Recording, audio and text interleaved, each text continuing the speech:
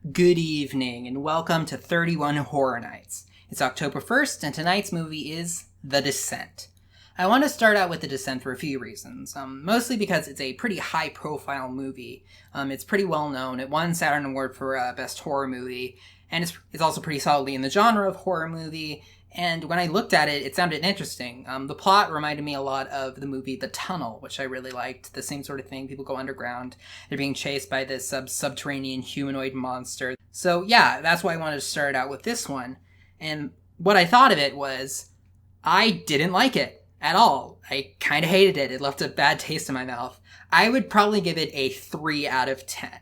I'll get into why in a minute, but there were a few things that I actually did like about this movie. I did enjoy the cinematography in this movie, the way that it looked. There's a lot of really good shots of nature. There's a lot of really good shots of the cave. And the entire thing is a group of women that are going into a cave to explore and stuff like that. When they're in the cave, like, a lot of the shots are really good. There are a couple of shots where they're crawling through these tiny little tunnels within the caves.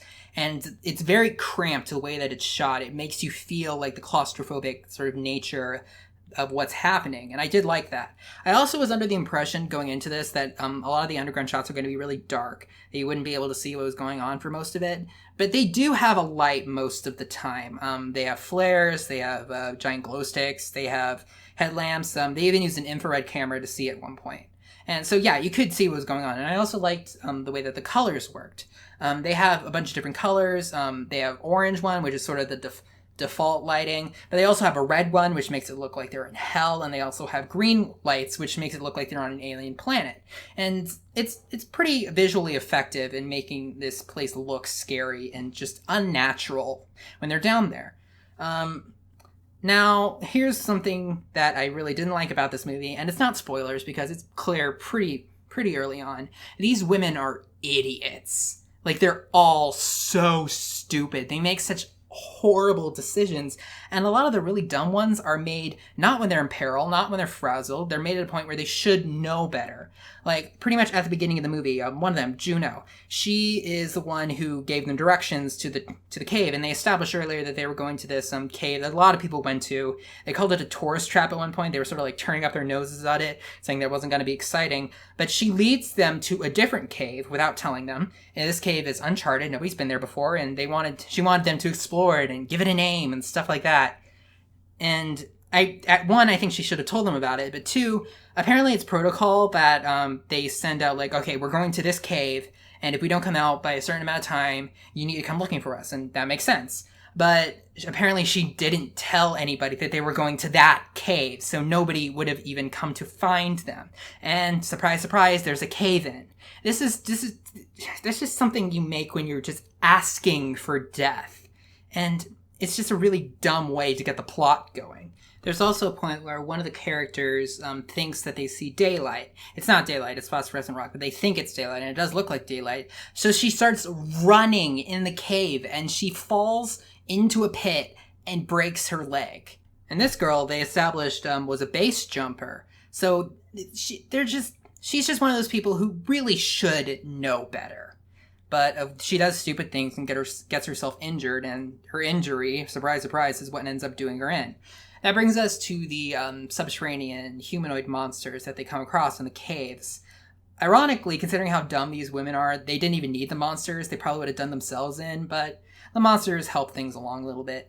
They're not really that original in concept. I've seen this before in other things. They're like really pale, they crawl around on all fours. They establish that they're totally blind and that they hunt by sound. So there's a lot of scenes that are pretty effective, actually, where the women have to, like, hide basically just by playing dead, not moving, and you see the monsters get, like, really, really close to their face, and they're just sitting there trying not to make a noise.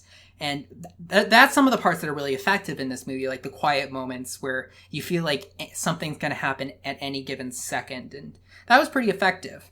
I remember saying that this reminded me a lot of The Tunnel. In that movie, not only did they make no effort to establish what the underground monster was, you never even actually got a good look at it in The Tunnel. In this one, you do get a good look at it. They examine it, they analyze it.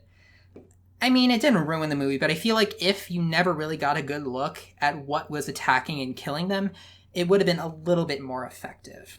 So eventually it just becomes a game of cat and mouse where they're trying to escape, and these monsters, the credits call them the crawlers, start attacking them. And it's honestly, it wasn't that bad until the very end. The ending, above all, is why I really hate this movie. And if I want to go deeper into that, I'm going to have to go into spoiler territory. So, before spoilers, so just to sum up, there are good ideas in this. There are a few good scares. There are a few good moments. There are a few more jump scares than I would have liked. But honestly, it wasn't that bad until like the last 5 or 10 minutes. The ending completely sunk this movie for me. So, spoilers start now. One of the other really stupid moments in this movie is the way that one of the girls dies. I think her name was Sam. Juno, one of the girls, is killing one of the crawlers.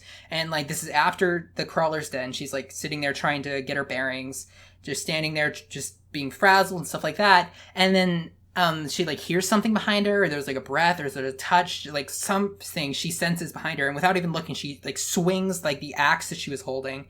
It's like, it looked like an ice pick, but I guess it was for rocks.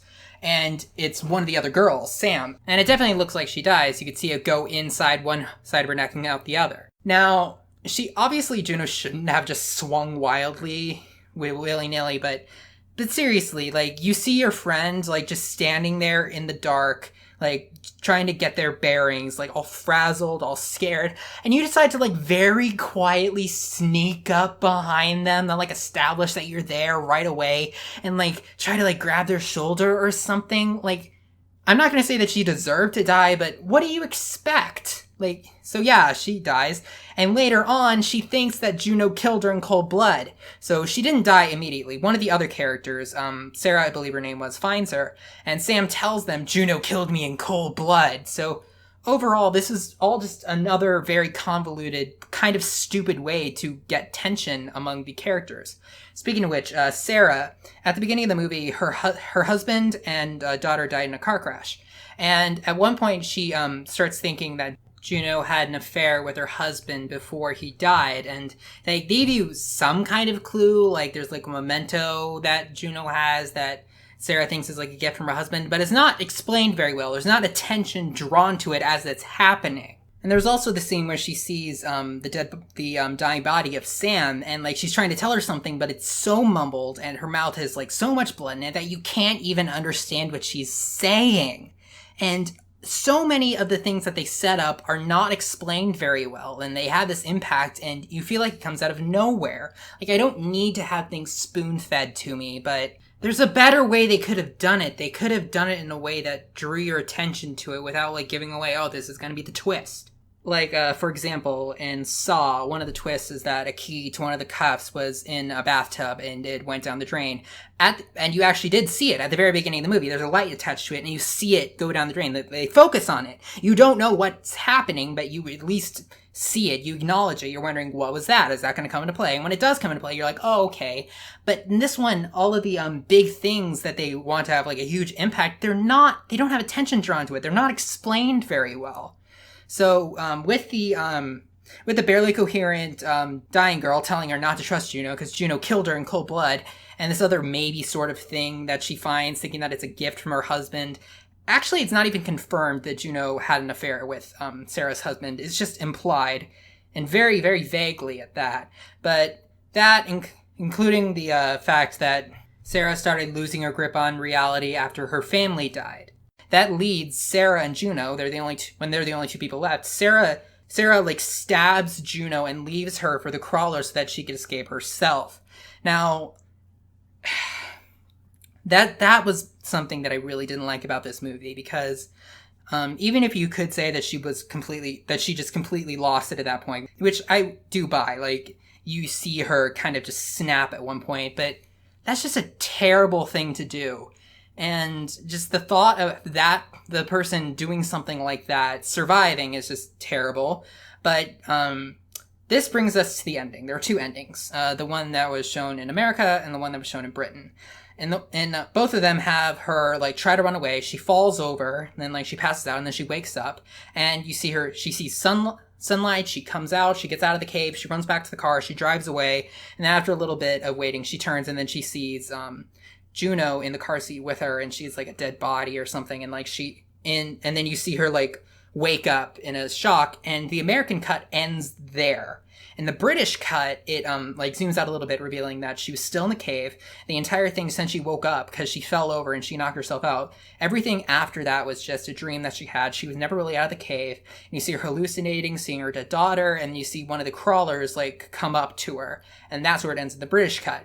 In the American cut, it's just, you're just given nothing. Like, did she make it out? Like, I have no idea what that ending was supposed to be. You end the movie on a jump scare, and that was just a terrible way of doing it. But even if it was the British ending, the one that established that she didn't ever leave the cave, and that she was going insane, and that the crawlers killed her, I still wouldn't have liked this movie that much, because when you get right down to it, none of the characters ended up actually being likable. I know that when you're like in peril, like you don't think straight, you don't do things that make sense, but there has to be somebody who manages to make sense enough, like keep a level head, somebody the audience can latch onto, and there's nobody like that in this movie. Everybody in this movie is either an idiot or totally crazy by the end. So then they all die, and you don't really care that much. The Descent is a study in having a good idea and good people behind that idea, but just terrible execution. It wouldn't have been as bad if I had seen the British cut of the version, the one that like shows you a little bit after that one jump scare where she turns and sees Juno's dead body in the car with her. But even then, there aren't enough good characters. There isn't enough to actually latch onto and care about for me to really like this movie at all. I can understand why other people like it. Like, maybe you can look past some of the stuff, but overall, this is one that left a bad taste in my mouth. And hopefully I'll see some better stuff as this month continues. I'll see you guys tomorrow.